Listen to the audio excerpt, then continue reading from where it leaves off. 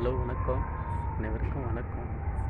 இந்த யூடியூப்பில் வீடியோ போடுறவங்களுக்கு எல்லாருக்குமே என் அன்பார்ந்த எப்படி சொல்லணும்னு தெரியல எனக்கு. எல்லோரும் சூப்பராக வீடியோ போடுறாங்க. அதேமாதிரி நானும் வீடியோ போடுறேன். அது நல்லா இருக்கா என்னன்னு தெரியல. பட் இருந்தாலும் எல்லாத்துக்கும் வாழ்த்துக்கள் சொல்லிக்கிறேன். எப்படின்னு வச்சுக்குவேன்.